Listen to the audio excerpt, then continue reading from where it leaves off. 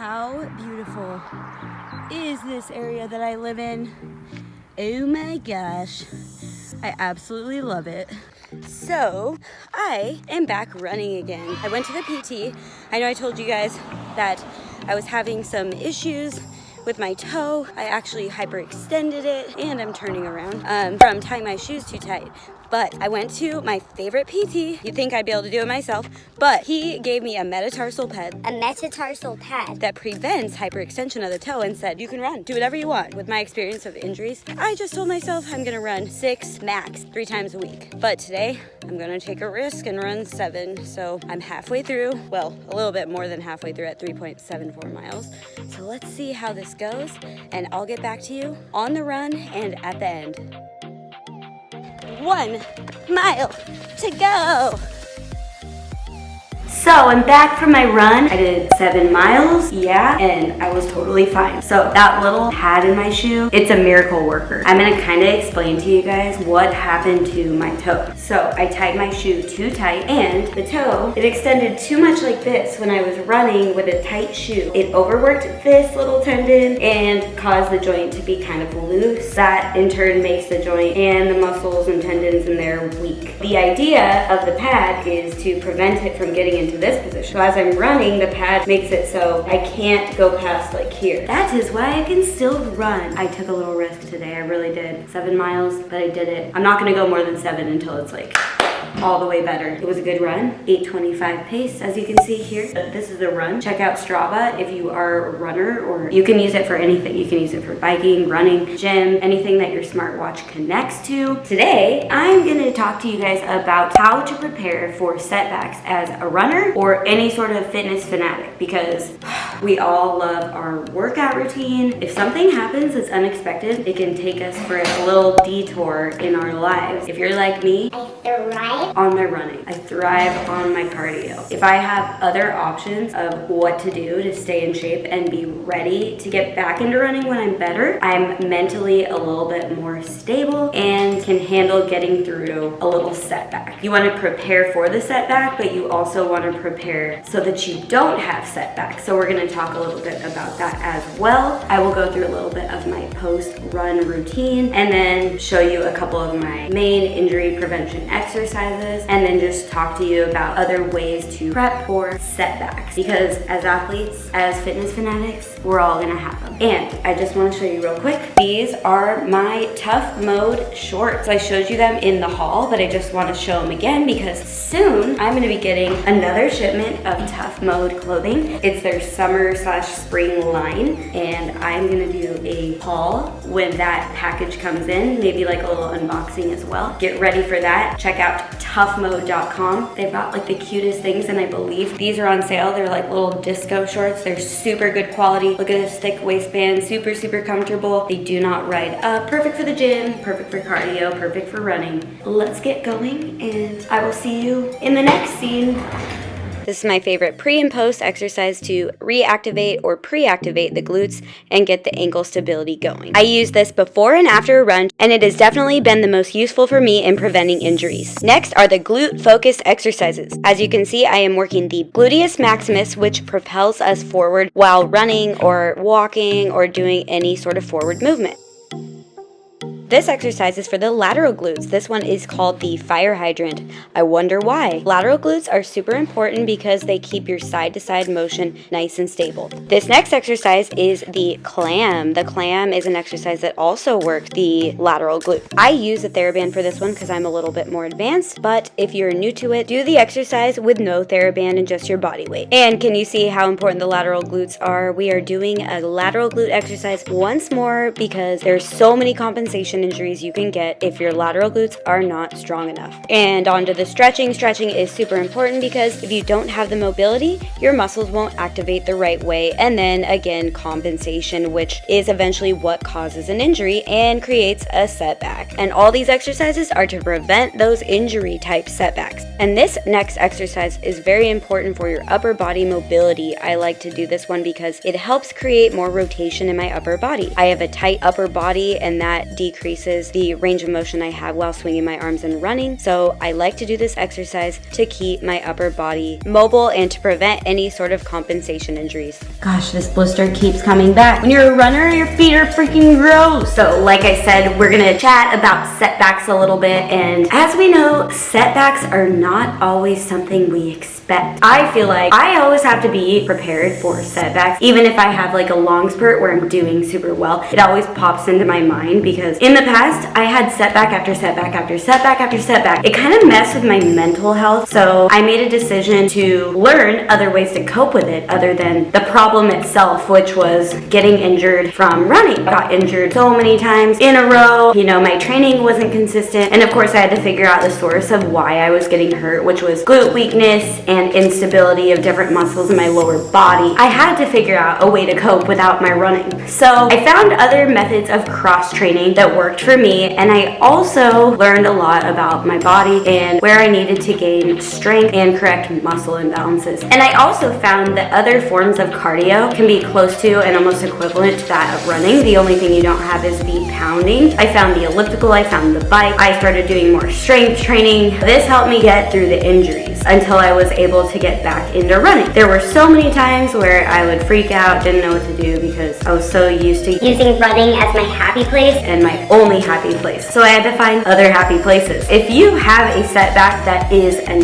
injury, take a step back and think about the things that you can safely do. You want to find something that you're gonna enjoy, you're gonna be able to prevent your injury from getting worse, and that you're gonna be able to help yourself stay in shape and stay strong so that when you are ready to get back into your sport or the area of fitness, running, whatever it is that you enjoy, you won't have to work as hard to get back. You won't be going from zero and building back to where you were because that would take a long time. So you want to find some sort of method of training that is going to help and be equivalent to that of what you enjoy. You also want to make sure that you are treating your injury correctly. You're going to a physical therapist or someone that is able to help you figure out what your injury is, what you need to be doing to fix it, and the precautions you need to take with the injury so that you heal it in as fast as time as possible. You want to know what you're dealing with so that you don't overdo it, set yourself back, upset yourself, and take longer to get back to what you love. In the meantime, like I said, find something else so that once you find that something else, In the future, you have that backup plan. You can also find more than one something else. My go-to is the spin bike. I bought it myself so that I could have it in the convenience of my home. You can also get a gym membership, or if you already have one, find something you enjoy doing there. The moral of the story is be prepared with that setback plan specifically for an injury so that you can stay happy and on the right path to returning to where you want to be. Recently, I did not anticipate this setback because I had a backup plan. It made it a lot easier. I knew exactly what PT to go to. I knew what I was going to do for my cross training. Luckily, it wasn't as bad as I thought.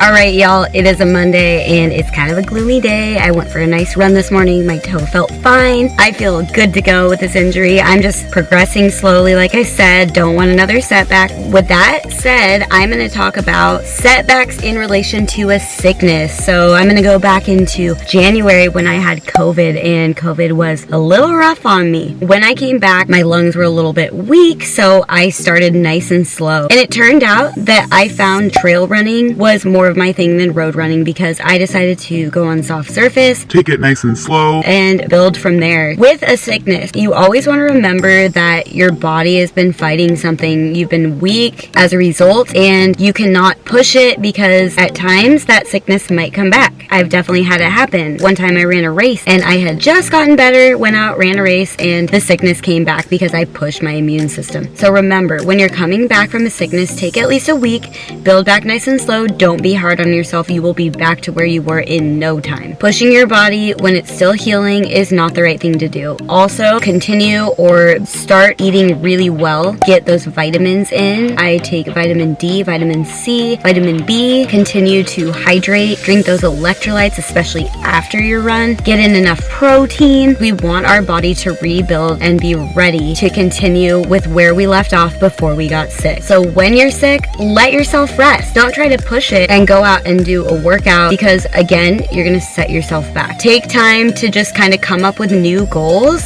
Sometimes when I'm sick, it helps me think about how I'm gonna restructure my training. It gets me more excited about training and trying something new. When I'm better, try to just Spoil your body. treat it well, help it recover. With that said, I'm gonna take off and see a couple patients, and then I will get back to you and we will talk about our last way to prepare for setbacks. All right, y'all, we made it. The number 3 reason we have setbacks is burnout. Burnout is not fun. The problem with burnout is that your body is fully capable of going out and doing what you're used to doing, but your mind is not. I've had many burnouts with running. One of the biggest burnouts I remember was when I ran a marathon. I was on cloud 9. I was doing so well and so proud of myself. I took like 3 weeks off after the marathon, and when I came back, my body said no. My brain said no. It was depressing, but I had to continue on and figure out what I needed to do to set my mind straight. And what that was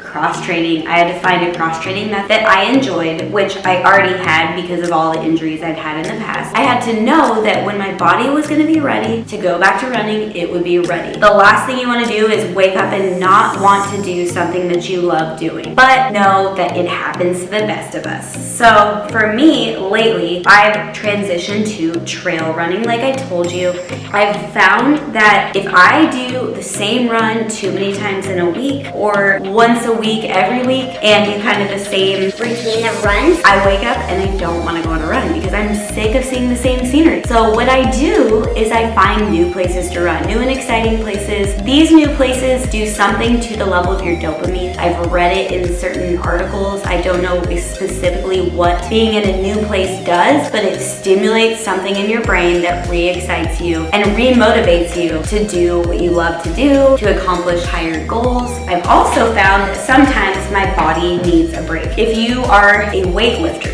you might need to take a week where you lift light and you do more cardio. If you are a dancer, you might need to take a week where you just go on walks, chill, think, listen to music, but don't dance. If you are a competitive outdoor cyclist, there might be a time where you just need to hit the gym, lift weights, and maybe do a little amount of cardio. Everyone needs to mix it up sometimes to stay mentally sane. Like I said, I have had this toe injury. I can't run a ton, so I break it up with my biking. And I'm kind of getting sick of that biking and wanting to go out and Be outside and run. but I guess there's a time where I'm gonna have to switch up that biking to some other form of cross training if I don't get back into running as soon as I want. Sometimes, like I said, you just need a complete rest. Maybe your body just doesn't want to exercise. Maybe your body needs that rest to repair and rejuvenate itself. And then when you go back into working out or doing your sport or specific activity, you'll be pumped and ready to go. I enjoy setting goals, and a lot of times when I hit some sort of plateau or a setback having to do with burnout, when I switch it up, it actually stimulates my brain and I come up with some sort of new goal. Recently when I switched to trail running, I came up with maybe one day I'll run an ultra,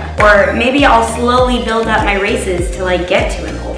These sort of things will motivate you to keep going, but remember, we all get tired of things. It's like work. No one loves their job every day. You don't want to be doing that, so you want to find something else, or you want to find a job that mentally stimulates you continuously. So I hope all of these explanations and advice for setbacks will help you out. I know that if I take my own advice, I'm able to avoid setbacks, I'm able to handle setbacks better, and the more setbacks you have and the better you deal with them, the better you will be able to deal with them in the future. When you have any sort of setback, think about these 3 things and remember that you're gonna be okay and things will always get better. Just try to stay positive, follow some of the advice that I gave you. Remember, if you have any questions or need advice, comment below because I'm always here to help. I've experienced many setbacks in all different ways. If you like this video, don't forget to subscribe to the channel if you already aren't, and